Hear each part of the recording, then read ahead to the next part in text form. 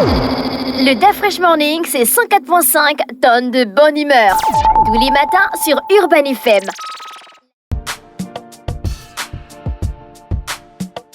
Vous êtes sur les 104.5 Urban FM, la station urbaine, et vous écoutez le Dafresh Morning. René Ruth, le versus du jour. Le versus du jour, aujourd'hui, on va comparer deux des anciennes merveilles du monde. Est-ce qu'il y a des anciennes merveilles du monde que tu apprécies bien? Des anciennes merveilles qui ne sont plus des merveilles du monde. Oui. Ou bien qui sont toujours des... Ça dépend. Quand on parle des merveilles du monde, est-ce qu'il y a un qui t'a impressionné? Il y a une merveille plutôt qui t'a impressionné. La tour penchée de Pise. C'est une merveille du monde. Il y a le colosse de Rhodes. Tu parles des anciennes ou bien des nouvelles? Parce que depuis 2007, il y a les nouvelles. Tu connais le Taj Mahal. Oui. Et puis le Machu Picchu. Je savais que j'allais dire ça. Je savais que tu allais dire ça. Le Taj Mahal et puis le Machu Picchu. Et tout. Il y a aussi le colosse de Rhodes. Oui. Les jardins suspendus de Babylone. Hein? Regardez, vas-y. Les jardins suspendus de Babylone. La tour Eiffel. La tour? La tour Eiffel n'est pas parmi les 7 merveilles du monde. Non. La pyramide de Gizeh. En fait, attends. On va d'abord dans les nouvelles. Non, les anciennes d'abord. Les anciennes d'abord. Ok, on a la pyramide. Oui, la pyramide d'Akhenaton vient de Gizeh. La pyramide de Khéops. De Gizeh, Khéops, en Égypte. Voilà, c'est Après, Gizeh. on a les jardins suspendus De Babylone. de Babylone. On a le temple d'Artémis. Le temple d'Artémis, je En connais Turquie. pas. En Turquie, je connais On pas. a la statue de Zeus. La statue de Zeus en Grèce. Oui, en Grèce. Oui, ça, C'était une merveille aussi. Oui, ça, je voilà. connais. Après, on a le mausolée. Le mausolée de quoi? Oui, d'Halicarnasse, en Turquie. Non, ça, je ne sais pas encore. On a le colosse. De Rhodes. Oui, en Grèce. Et on Oui. a le phare. Le phare D'Alexandrie. d'Alexandrie en Oui, Égypte. oui. Donc le ça, phare ce sont des d'Alexandrie. anciennes merveilles du monde. On est en D'accord. 2023 et depuis 2007, il y a des nouvelles merveilles. La tour de Pise. Qu'est-ce que tu as avec la tour de Pise? Non, Le Machu Picchu. on a le Machu Le Picchu. Taj Mahal. Oui. Après, Petra Hein? Non, je en connais pas. Jordanie. Non. On a le site archéologique de Chizé au Mexique. Non. On a le Colisée de Rome aussi, qui est Le toujours. Colisée de Rhodes. Oui, le truc. Oui. Et puis le Taj Mahal. Donc on a 7 merveilles du monde. Mais ils n'ont rien fait d'exceptionnel. Ils ont n'ont rien fait. rien ajouté. Mais pour commencer, ils n'ont rien à... Est-ce que le Machu Picchu, c'était une ancienne merveille? Non. Voilà, ils ont ajouté le Machu Picchu. Donc tu vois qu'il y a quand même un petit changement. Ils allaient mettre la tortue lutte de Pongara. Ah, Dafresh. Tu as déjà vu ça? Ça date de l'ère des dinosaures et la tortue lutte. Elle vient pondre à Pongara. C'est tout un événement mondial. Oui, mais est-ce que ça... On n'est pas au courant. Hein. Il y a des gens qui viennent du monde entier Oui, venir qui vient du filmer monde. ça. Oui, je ne refuse Nous, on pas. est là assis là, en train de manger les coupés au calme alors qu'il y a des choses qui se passent à Pongara. Oh, Dafresh. Des choses inimaginables pour l'humanité. Oui, on sait qui viennent prendre. En fait, il y a des images, il y a des documentaires même dessus qui sont parfois diffusés Et sur tu sais que certaines- quand les bébés tortues là sortent des œufs pour aller vers la plage, il faut pas les aider. Hein. Parti. Il faut les laisser partir les oiseaux, les oiseaux là. Pour certains, doivent les manger. Ça fait partie du processus. Oui, Donc c'est si la tu nature. chasses les oiseaux pour qu'ils ne mangent pas les petites tortues qui viennent de naître, qui veulent aller rejoindre l'eau, là tu gaspilles l'équilibre normal de la nature. Oui, Dafresh, C'est triste, hein. tu as raison. Mais après, est-ce qu'on va considérer ça comme étant maintenant des merveilles du monde? Oui, c'est une merveille. C'est merveilleux de voir ça. Si on devait prendre trois sites ici, ou bien 3 monuments pour être classés dans le patrimoine de l'UNESCO, genre considérés comme les 7 merveilles. Si on devait rajouter Au Gabon. au Ouais. 3 merveilles.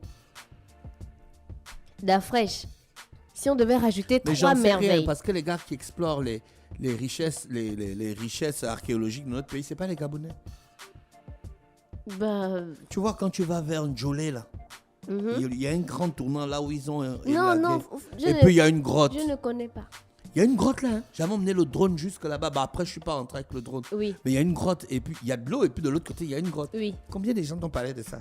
Quel est scientifique qui a fait un documentaire ou un exposé qui nous a présenté ça? Ben après, La dernière fois, je pense aussi que c'est un jeune Gabonais aussi qui a un drone mhm. qui lui aussi a envoyé son drone dans la zone. On rate beaucoup de choses. Et puis, ce sont les gens à l'extérieur qui viennent. Ils font des images, ils font des reportages. Voilà, Et ça ils va être amènent les diffusé, images. on sait, oui. Donc, du coup, on ne peut pas maîtriser quels sont les merveilles qui sont au Gabon, on ne peut pas les identifier. Oui, on peut. Bon, après, il y a certains dans le tourisme et tout, ils arrivent à identifier, mais est-ce qu'ils travaillent forcément avec la culture? On ne sait pas, on espère que ça va peut-être changer. Donc aujourd'hui, on va comparer la Grande Muraille de Chine et puis le Christ Rédempteur. Quand même, ils sont Le célèbres. Christ Rédempteur, c'est à Rio de Janeiro. Oui, au Brésil. C'est quand même assez célèbre. Quand Oui. on parle de monument quand même au Brésil, on a le Christ Rédempteur. Donc, on a d'abord sa fonction initiale. Donc, il est principalement symbolique et religieux. Et cette imposante... Regarde, par exemple, en Afrique, il y a la statue qui est au Sénégal, là. Et puis la statue des Amazones. Les Amazones. Au Bénin. Oui, au Bénin. C'est des merveilles, hein. Oui, mais ici au Gabon. On a le gars à moitié nu qui est au bord de mer en face de la présidence. Là. La stèle de la liberté. Arrête de rire, la fraîche. Mais c'est dans la liste des... Tu parles comme Blaza.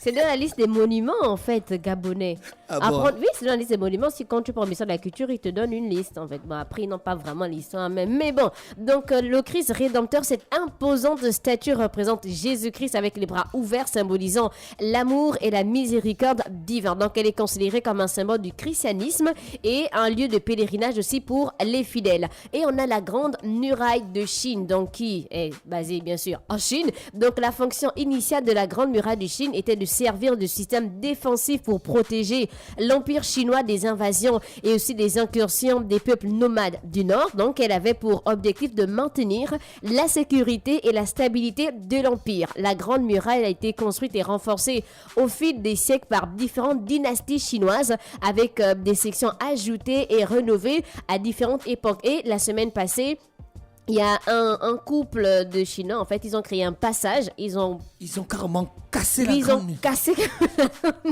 Ils ont cassé la... Mais ils avaient besoin de... Mais c'était malade. Oui. Ils vont aller en prison. Il y a beaucoup ont dit qu'ils devaient normalement aller en prison parce que c'est un monument, c'est une merveille du monde. Et ils n'ont pas le droit, et ils ont cassé parce que pour eux, ça barrait en fait le chemin. Donc ils avaient besoin du passage, d'où ils ont cassé la Grande Muraille de Chine. Et tu as vu les commentaires des Chinois, on doit les retrouver, c'est pas normal. Tu as vu comment ils respectent leurs monuments en fait. Il y a vraiment de la valeur de la considération. Donc on a la conception et on va dire que la construction. Voilà, ça dit, c'est dans la grotte que je t'ai parlé là. Oui. On a retrouvé le crocodile jaune. Le crocodile jaune? Oui, tu ne te rappelles pas qu'à un moment on a retrouvé un crocodile jaune au Gabon? Oui, c'est dans cette grotte. Oui. Mais voilà, il a les comment on appelle ça? Vos appareils là. Oui, les drones. Il a les appareils. Donc ça veut dire que vous-même vous avez les drones, vous êtes dans les médias, mais vous ne faites pas aussi les drones. Mais non, en tant que... Il nous faut des financements. Oui. Il nous faut des financements, il faut que tu ailles sur place, il faut. Tu crois que ça s'improvise? Donc on a... Tu es bien content de regarder National Geographic quand tu as des capybaras, c'est des animaux qui se baladent sur les têtes. Oui, c'est parce que c'est vrai, il y a le matériel, il y a les moyens financiers aussi, c'est vrai. Donc pour la conception d'Afresh, pour la Grande Muraille de Chine, donc on a la dynastie chinoise sur plusieurs siècles, et pour le Christ Rédempteur, donc la conception a été par un ingénieur brésilien qui s'appelle Heitor da Silva Costa et un artiste français, Paul Landowski, achevé en 1931. Donc pour la hauteur, pour la Grande Muraille de Chine, on part d'environ 8 à 14 mètres, mais pour la longueur, on est à 21 196 km. C'est long, non? Ok, du PK0 jusqu'à 21 196 km, la longueur de la Grande Muraille de Chine. On a dépassé le Gabon. Pour le Christ Rédempteur, donc on parle de 21 000, non? 21 000. Le Gabon a 800 km de côte, 180. donc du nord au sud. 800 km de côte. On a déjà dépassé. Donc on pouvait fermer nos côtes. Donc, est-ce que tu es obligé de préciser ça en fait? Et pour le Christ Rédempteur, pour la hauteur, on est à 38 mètres et l'année de construction, donc pour la Grande Muraille de Chine, début du 7e siècle avant Jésus-Christ. Et pour le Christ Rédempteur, ils ont commencé en 1926 et ils ont achevé la construction en 1931. Donc en 1926... Où étais-tu, cher auditeur, au temps chaud? Alors qu'au Brésil, ils étaient déjà en train de construire le Christ Rédempteur. Pourquoi ils n'ont pas mis Notre-Dame de Paris dedans? C'est peut-être un monument pour les Français, mais ça ne représente pas vraiment... Notre-Dame de Paris. Tu sais que ça fait partie les plus vieux bâtiments du monde.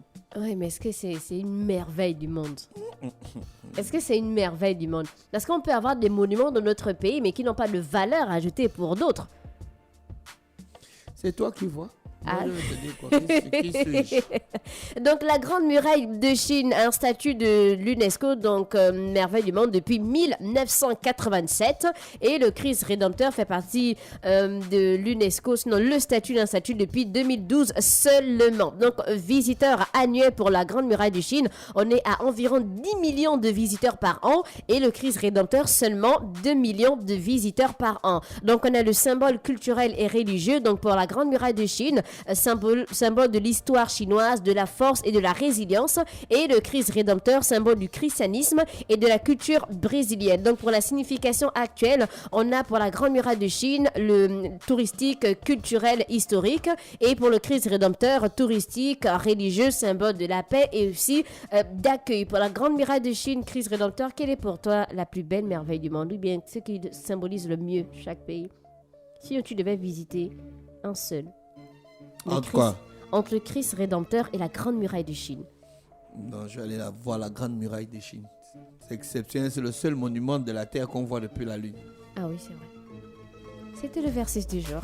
Merci René Ruth avec nous ce matin sur les 104.5 Urban FM, la station urbaine dans Luda Fresh Morning, le réveil matinal le plus haut de la capitale, sur la radio la plus haute de la capitale. Toujours un plaisir de vous savoir connecté pour faire le plein d'énergie, le plein de musique et le plein de bonne humeur. Demain c'est mercredi, la radio passe en mode musique africaine et nous serons d'attaque pour vous distribuer le meilleur de la musique avec Virtual DJ. Restez connectés, on se retrouve demain à 7h. Voici l'horoscope des auditeurs. Voici pour... Le Da Fresh Morning, c'est 104.5 tonnes de bonne humeur. Tous les matins sur Urban FM.